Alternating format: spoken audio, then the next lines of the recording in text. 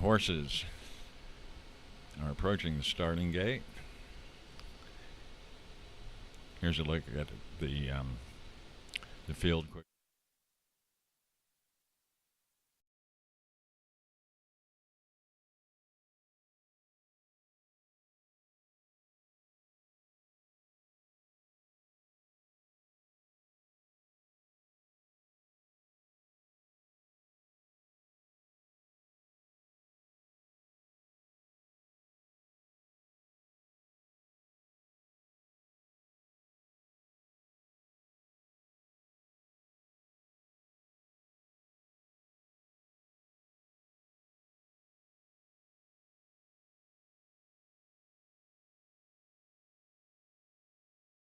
They began to load into the gate.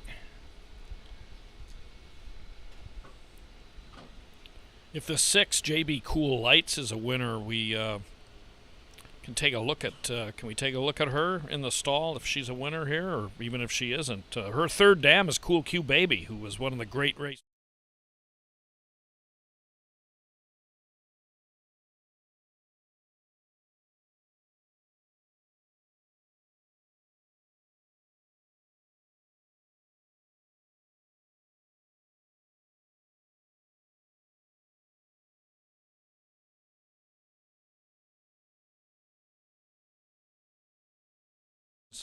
At our neighbor to the south at Lone Star Park.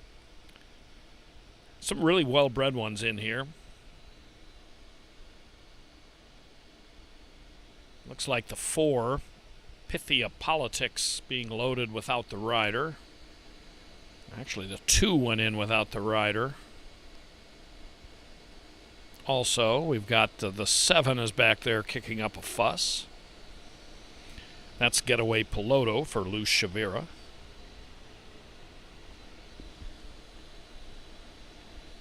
Not unusual. In fact, it's not unusual to see these youngsters when they get to an actual pari-mutuel race in the evening reluctant to load. As many of you who have experience with quarter horse racing will know. Looks like we're waiting for the 4, the 7, and the 8. Getaway Piloto heads in. Once again, cold, tailwinds. I haven't checked the temperature lately, but it's around 29 at the first race and windy. Jumping in goes Pythia Politics, an apolitical Jess filly. And finally, I Got This, double S.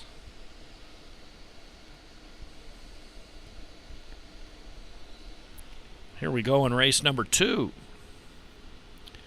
It looks like the outside, toward the outside, the 7 Getaway Piloto jumping out here. JB Cool Lights, the filly we featured earlier, runs second there.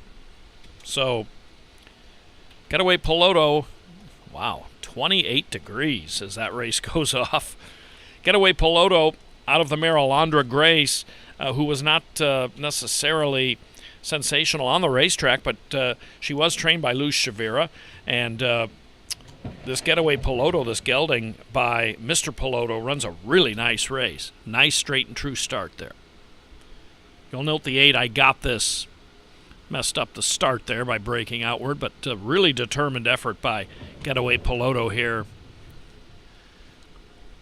over JB Cool Lights, with Mrs. Apolitical Diva checking in third.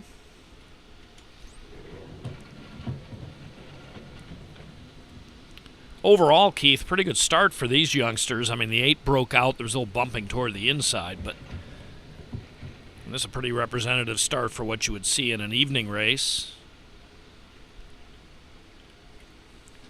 And as we were saying yesterday, and it's worth mentioning again, is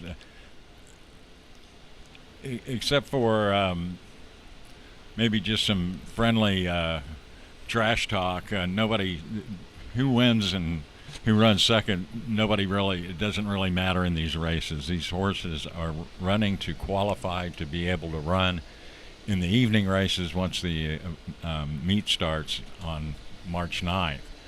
So a very good representative here is the 7 winning this. He broke well.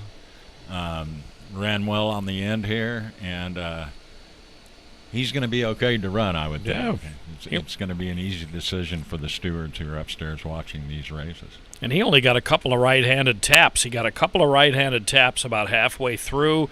Otherwise, and one thing we don't have, we have a lot of information on these horses. One thing we don't have are who's actually riding them. They're all familiar riders, I'm quite sure. But whoever's riding the 7 there for Lou Chavira, not needing to ask this horse for his best, just a couple of right-handed taps, kind of keep his mind on business. So that's always a good sign to see as well.